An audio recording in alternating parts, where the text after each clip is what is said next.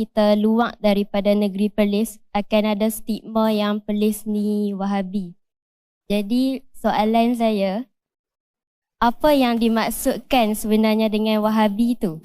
Okey. Di Perlis, amalan dia seperti mana yang saya sebut tadi. Wahabi ialah ada beberapa keadaan. Pertama, memang ada Wahabi yang betul.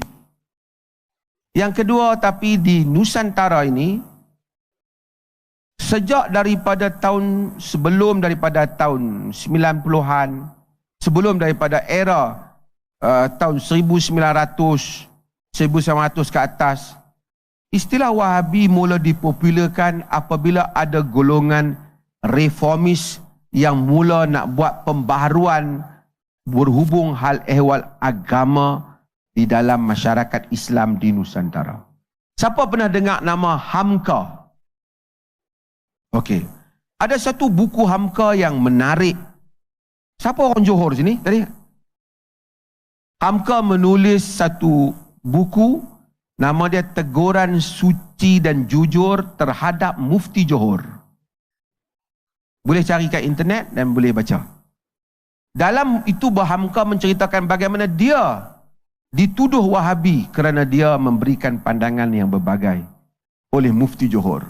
Ketika itu, zaman dia, zaman Hamka dulu. So, Wahabi adalah satu istilah yang digunakan sebagai senjata untuk menuduh orang lain yang berbeza. Hatta Hamka pun dituduh sebagai Wahabi. Kemudian isu Wahabi itu berkembang apabila Barat menajamkan isu ini kerana Barat menyatakan Wahabi ialah kelompok yang ingin menegakkan negara Islam, Islamic State. Ini terutama apabila yang berperang dengan Barat, khususnya Bin Laden dan seumpamanya datang daripada Arab Saudi. Timbul lagi isu Wahabi dalam kerangka politik Barat, dalam kerangka Western hegemony, dalam golongan tempatan yang mempunyai sektarian, yang mempunyai kelompok-kelompok macam-macam, kelompok A, kelompok konservatif, kelompok pondok, kelompok universiti, mengambil kesempatan untuk istilah Wahabi dituduh antara satu sama lain. Kalau berdasarkan soalan saudari kita yang bertanya, kalau pergi tanya pada yang tuduh Wahabi, tanya dah, Wahabi itu apa? Dia pun tak tahu. Dia kata wasabi yang dimakan oleh orang Jepun. Ataupun dia menyatakan Wahabi itu geng yang tak kunut. Kebanyakan mazhab, banyak mazhab yang tak kunut. Adakah mereka Wahabi? Bismillah pelan. Berapa banyak mazhab pelan. Wahabi adalah geng yang tak mau kunduri arwah. Berapa banyak kitab-kitab mazhab Syafi'i yang melarang kunduri arwah. So, there is not actually any specific definition be given for the word Wahabi. Only they will say Wahabi sebab dia tak ikut mazhab Syafi'i, di negeri kita dia jadi Wahabi. It's not.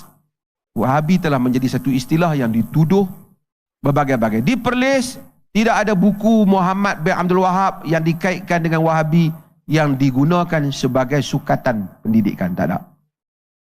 We accept Muhammad Abdul Wahab as a one of reformist, but kita kata he is not a great scholar.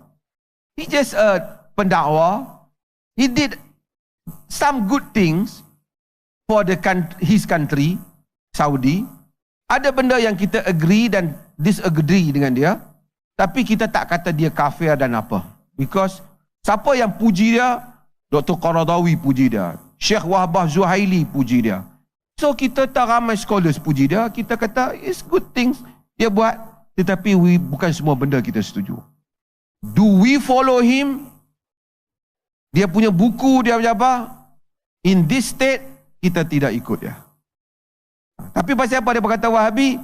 Because they don't have any specific word nak kata pada geng yang kata kita nak ikut tak hanya spesifik mazhab Syafi'i, kita tak agree sebahagian amalan-amalan konservatif.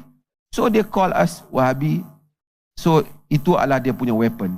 We are not Wahabi, but we agree with reform. Pembaharuan jika masyarakat memerlukan pembaharuan.